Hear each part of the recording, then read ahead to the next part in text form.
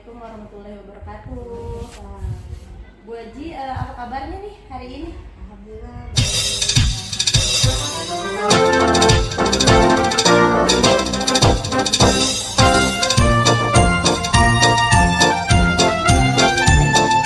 Mandiri? boleh.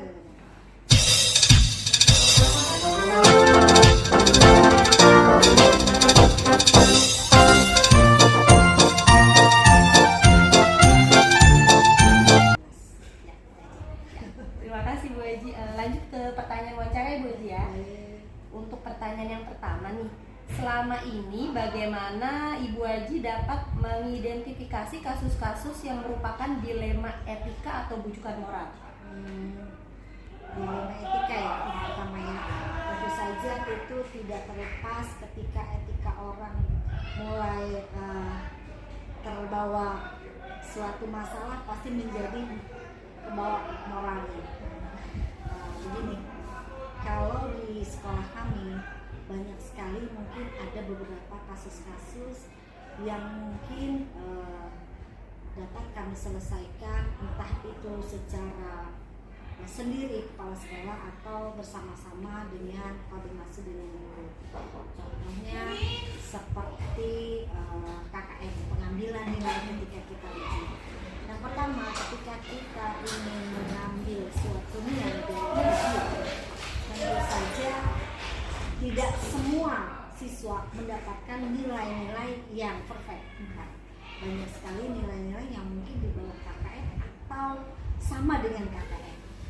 Tentu saja kita lihat dulu ketika mereka ujian, ini mungkin ada bantuan mereka prepare dari rumah, yang mana kita sudah berikan kisi-kisi atau kita sudah berikan sekarang apalagi canggih pakai grup WA ya, pakai grup WA. Ini loh anak kita besok akan ulangan. Itu pada kita sudah berikan informasi itu. Tapi ketika pelaksanaan banyak sekali akan kita ingin, itulah sebuah masalah. Ketika ulangan oke, semua ulangan bareng-bareng. Ketika kita lihat hasilnya, itulah bermacam-macam angkanya. Kita lihat mungkin dari mulai angkanya tertinggi sampai terendah. Ketika angka terendah disebut, tentu saja kita tidak sendiri. Pasti kita akan koordinasi dengan orang tua mereka, ya. Mana kenapa siswa ini bisa angkanya di bawah? Banyak sekali yang mungkin progres orang tua ketika anaknya nilainya di bawah KKN, progres mereka ada yang menilai positif dan ada yang menilai negatif. Kalau positifnya, mereka akan progres, oh ya baik, saya akan melakukan remedial kepada ibu guru. Kalau yang tidak positif, kok cuma begini, kok begini sih? Padahal anak saya kan belajar, kok begini nilainya? Jadi banyaklah omongan-omongan yang mungkin kita sebagai guru agak sedikit tidak mengenakan, ya kan? Ketika kita sudah melakukan seperti itu, orang tua ini yang progres, oke, akan remedial, mereka pasti datang, anak saya siap untuk melakukan kegiatan remedial. Tapi kalau yang nggak progres sudah, nah disinilah nilai dilematis kita. Sedangkan nilai harus masuk, ada yang tidak remedial, mau nggak mau kita sebagai guru tambahkan nilainya. Saya rasa bukan hanya saya arah ya, saya rasa bahkan semua sekolah akan melakukan seperti itu. Kalau seandainya itu berpengaruh, pastikan anak ini mungkin tidak akan naik kelas. Itu moralnya seperti apa? Ketika moral itu sudah ada di hati, anak itu bikin sedih. Nah, maka timbullah kita empati kepada itu, nggak jadi kita tidak naikin kelas, mau nggak mau kita bakal menjadi nilai pas paling nggak sama dengan KKN supaya rapotnya itu tidak D. Apalagi sekarang rapotnya ini kan rapot SP ya. Merdeka. Penilaiannya sudah dengan komputer. Kalau dulu kan zaman dulu ya masih ada nulis satu-satu, sekarang enggak. Itu saya rasa itulah kasus yang ada di sekolah, hanya segelintir kecil ya, yang masih insya Allah masih bisa kita tangani. Itu aja saya rasa, Ibu Nida. Baik Bu Haji, berarti kasusnya dilema etika berupa nilai KKM siswa ya Bu Iya, Haji? betul. Untuk yang soal berikutnya Bu Haji, selama ini bagaimana Ibu Haji menjalankan pengambilan keputusan di sekolah, terutama untuk kasus-kasus di mana ada dua kepentingan yang sama-sama benar nih, sama-sama yang mengandung nilai-nilai kebajikan yang tadi Bu Haji ceritakan gitu, gimana cara pengambilan keputusannya? Cara pengambilan keputusan yang pertama kita lihat, karena kita lihat KKM tadi ya, jadi saling berkesinambungan nih. Guru itu kan tentu saja ngobrol dengan kepala sekolah. Nah, ini bagaimana Bu? Nilai ini ada kurang. Tentu saja kita dengan sama-sama demokrasi. Nah, kita ngomong bareng-bareng dengan seluruh guru, apalagi ketika pengambilan rapat pada terakhir kan. Kita semua harus dikeluarkan, unek harus dikeluarkan. Apabila memberatkan, saya bilang tolong. Kita di sini yang namanya siswa ini memang masih butuh belajar. Kita kembali lagi kepada manusianya, bukan kepada nilainya.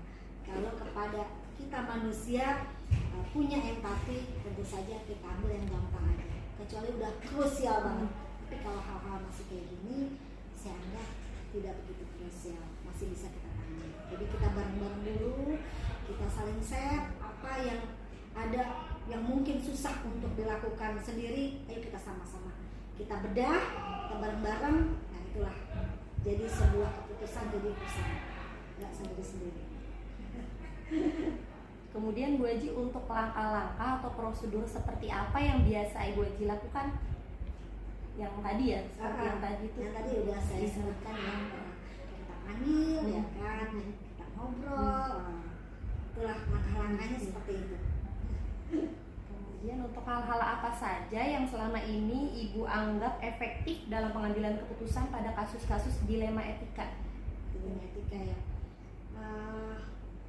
Kalau saya rasa kalau untuk kasus-kasus dilema etika, saya nggak jauh-jauh ngambil keputusan, nggak sendiri sih.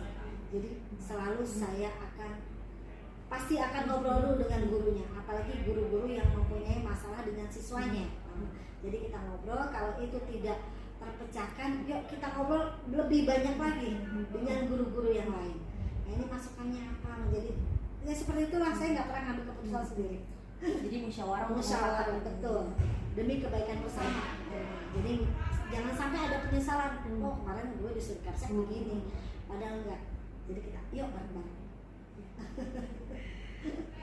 Untuk hal-hal apa saja yang selama ini merupakan tantangan dalam pengambilan keputusan?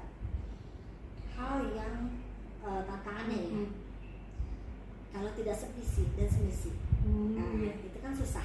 Bagaimana caranya supaya kita sama? Itu yang susah. Kalau sudah tidak sevisi semisi, ambil semuanya. Berarti harus menyatakan iya dong, menyatakan satu pendapat. Nah itulah yang akan menjadi sebuah keputusan yang baik buat sama-sama. Apakah Ibu Haji memiliki sebuah tata cara atau jadwal tertentu nih dalam sebuah penyelesaian kasus? Apakah langsung diselesaikan di tempat atau ada jadwalnya tertentu? Jadwal tidak, tapi ketika ada kasus kita tidak akan menyelesaikan begitu ada kasus begitu langsung enggak. Jadi ada jeda mungkin 2 hari, paling lama 2 hari. Kita akan rembuk dulu, rundingkan. Nah itu di situ baru kita selesaikan. Nggak bisa langsung, karena kita tidak sendiri. Masih banyak mungkin pikiran-pikiran yang punya ide-ide lain gitu. Jadi sama-sama. Berarti tidak ada jadwal tertentunya ya? Nggak ada jadwal tertentu.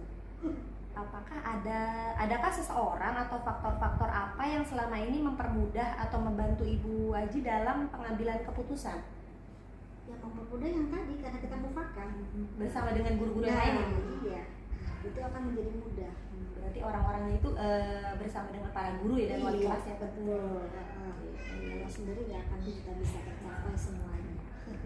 Yang butuhnya namanya teamwork ya. Nah, kayak itu gitu. betul. Nggak ada yang namanya teamwork, harus ada teamwork. Nggak boleh egois. Terus untuk pertanyaan terakhir nih Bu Haji, dari semua hal yang telah disampaikan nih, pembelajaran apa yang dapat Ibu Haji petik dari pengalaman Bu Haji dalam pengambilan keputusan ini? Nah, pengalamannya, semua hidup pasti punya masalah. Apalagi kita di sini adalah sebuah lembaga yang mana banyak sekali kepala-kepala. Kepala-kepala dalam arti kata, otak-otak ini kan isi otak itu berbeda-beda. Bagaimana caranya kita supaya menjadi sama? Itu yang buat saya, pelajaran buat saya ketika saya akan mengambil keputusan. Saya tidak mungkin bisa memberikan keputusan sendiri. Dimana kita hidup ini nggak mungkin bisa sendiri. Inilah butuh kelompok. Jadi saya bersyukur saya punya teamwork yang baik. Nah, itu aja. Alhamdulillah wawancara hari ini kan sudah selesai Bu Haji ya. Saya jadi terbuka nih, pengetahuan saya jadi terbuka juga tentang kebijakan-kebijakan yang Bu Haji ambil, bahwa kalau misalnya sebagai seorang pemimpin itu kita tidak bisa berjalan sendiri ya Bu Haji, harus beriringan dengan tim-timnya ya. Nggak bisa. Bu Haji terima kasih atas waktunya, sudah mau meluangkan waktu untuk melakukan wawancara.